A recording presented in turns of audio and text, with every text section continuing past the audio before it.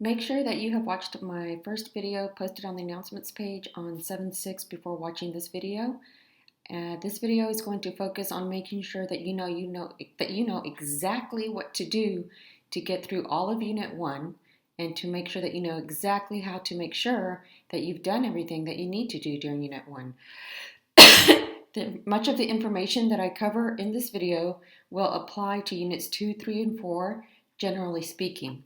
So when it's time to start a new unit of learning and assignments, and of course those are listed out in the syllabus, you will come here to Unit Bundles.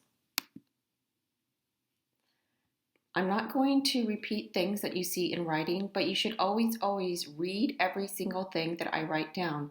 If I've written something down, I'm probably not going to ever mention it in video, but I've written it down because it's important information that you need to know. So make sure that you have read this. If you have not read this yet, please pause the video and read this since I will not go over it in the video. All right, so now you can see, here's the link for Unit 1. If you scroll down, you will notice that you do not see the links to Units 2, 3, and 4.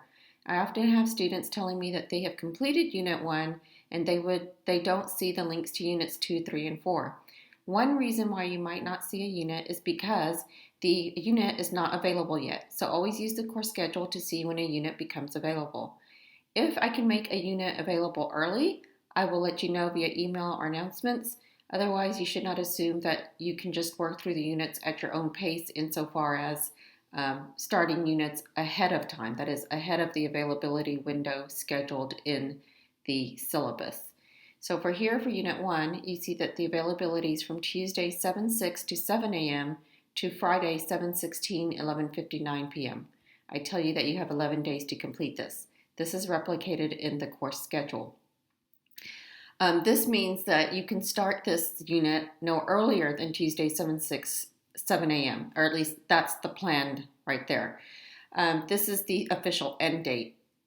By now, as you will read in the syllabus, I have what are called official deadlines and late deadlines. This is the late deadline. So whether you're looking at this information in the course schedule or here online, I want you to know that this is what I call the official deadline, and you'll read more about the late deadline.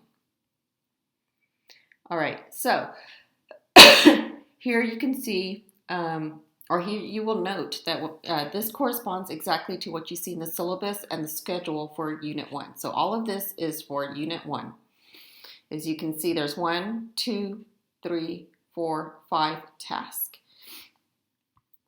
When you're ready to, what I recommend that you do is that you either copy this or download the syllabus and get the printed version of this in the syllabus, or get this via the syllabus as well. As you go through each item, cross them out to make sure that you have really completed everything.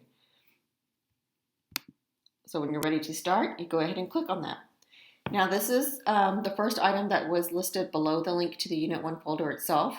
What we have here is Unit 1, Task 1. So Unit 1 consists of 5 tasks, and this is Task 1. Unit 1, Task 1, 5% of course grade. This is copied. This is a subsection of the outline for the unit and what you have to complete. So as you can see, Task 1 has what I call components. A, B, C, D, E, those are components. This means that Task 1 has 5 components. Notice that only one component has something for which you actually submit something, though all the other components do require that you do something. Again, always make sure that you read anything and everything that I write down, because I will not repeat it in the video, in a present video where you first see the information with me. So make sure you read this information. These are reminders of stuff that is in the syllabus. All right, so if you scroll down, you will see that I only have Unit 1, Task 1 here. But the outline in the syllabus and copied here below online shows you not only that there's a Task 1, but there's a Task 2, a Task 3, a Task 4, and a Task 5. And yet, when you click on the Unit 1 folder, you see that there is only a Task 1. So this says, where's the rest of Unit 1, Task 2 through 4? Okay. So that's what you see right now. And this is a reminder for what I'm about to say right now. And that is, I use something called adaptive learning. So adaptive learning forces you to complete some task and components of task before you proceed with others. So for example, you have to complete Unit 1 in order to access Task 2 for Unit 1. And so what you would do is, of course, is you would work through all of the components. This is the last component. And you would work through this component here. So this is something that you do submit for grade for Task 1, Unit 1. I do want to go ahead and give you a heads up about this first task, give you some coaching. Make sure you read this information here about how my items work in a given Blackboard item, because what applies here in this orientation review will also apply in the test, but I don't repeat this information necessarily in the tests. Okay. So one thing I want to call your attention to is that for each question in Unit 1, Task 1, Component E, I tell you where to go to find the information. So it's not a scavenger hunt. Don't waste your time by not reading everything. So again, I'm going to stress how important it is to read every single thing that you see that I've typed up for you. So this says, click on the link, office hours, and contacting the professor in the course menu bar, make the best matches. Notice that it says make the best matches. So then you just follow the instructions to find out where this information is. One thing I'm going to stress is that I don't believe in trick questions. I think the notion of a trick question is just condescending, kind of in a way, to both the instructor and the student. My questions and the items on anything are designed to help you make sure that you get a clear, accurate, and precise understanding of something. So each item is an opportunity to practice intellectual attentiveness, intellectual carefulness, and making sure you're understanding what it is that you're supposed to be doing or looking for or thinking about, to make sure that you have a clear, accurate, precise understanding of whatever it is that you're supposed to be thinking about or looking for. So there's no trick questions as far as I'm concerned, only opportunities as I just discussed. Here, again, you see use page 1 of the syllabus. So this tells you to go to the syllabus to determine which of the statements below align with what is stated on that page. Select the best answer. So as you will see, again, I tell you exactly where to go. So in this instance, you're going to the syllabus. In this instance, you are going to the actual course Blackboard. And so on, you will continue. Now, one thing that is very important in this class is making sure that you follow any and all videos. I have quite a few instructional videos. And students tend to lose points because they don't watch the videos and they miss information, missing requirements, tips, warnings, and whatnot because they don't watch the videos. And so videos are very important. This is my way of making this more like a real class where you actually get a teacher who's teaching you from, within her own voice, with her own content and her own material. So make sure that you do listen to those videos, to all and any videos. Now, it's very important that you learn how to look for videos. Just reading every single thing that I have in a bundle folder, in a task folder, or component section within a task folder ensures that you will not miss a video. So here, notice question 11. Step 1, read the statements below. So you read the statements below. Step 2, follow again the second video you launched from the announcements page to tell me which of the points were not made in said video. That's the video you're listening to right here. But notice I give you a link to the video. So don't go by memory. So here's the thing is that by the time you get to this question 11, you might say, oh, well, I watched the video, so I can just go ahead and do step 3. Select the best answer. Be sure to look at the last 2 or 3 possibilities at the end of the list. But don't do that. Never go by just what you think you remember or what you think you know. Our memories are imperfect and deficient. We're humans, and therefore our brains are limited in terms of what they can accurately, clearly, and precisely remember.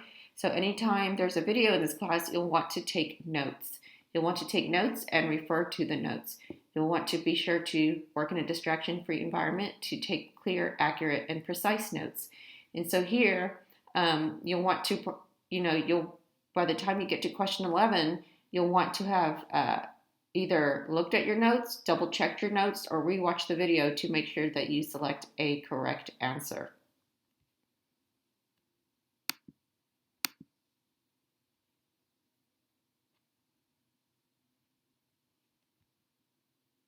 Okay, sorry, there was an awkward pause in there. Question 12 has a video, so step 1, 2, 3, I lay things out very specifically. So here you have click here, right? And so my videos, you'll always see a link. It'll say click here. But make sure you don't just go straight to the videos in any task. Make sure that you always go through the steps. Sometimes I have you download a document. So I might say step 1, download a document. Step 2, follow a video to get missing information, coaching, and warnings with respect to step 1. So make sure that you're always following things in this class in a logical, sequential manner. You will not be confused about what to do if you follow everything that I give you in the order given. All right, so then you're done. You save and submit. Of course, you're going to save and submit when you actually have answers, because I do not allow retakes. You only get to take something once and then that's it, or complete something once. Then I'm still in task 1 for unit 1. So what I need to do is I need to get back to the main folder for task 2. Let me see if I can open my window a little bit more so I can get there. This is very interesting. It's not letting me get back. So let me try this. So going back, I just clicked on unit bundles back in the course menu bar. Now I'm getting back into unit 1 folder. And now you can see that task 2 has appeared. And so you will continue. Okay, so now I see task 2. I still don't see task 3 or 4, but that's because I haven't submitted task 2. So why do I use adaptive learning? Because I have laid out information in a logical, sequential manner.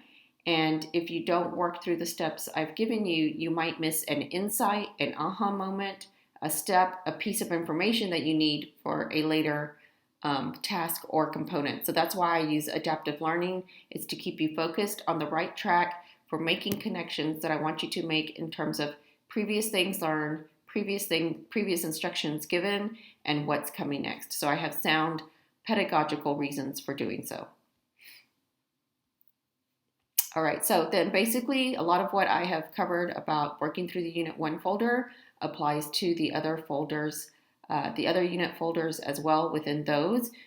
So just make sure that you keep note of that and don't forget that so that you're never confused.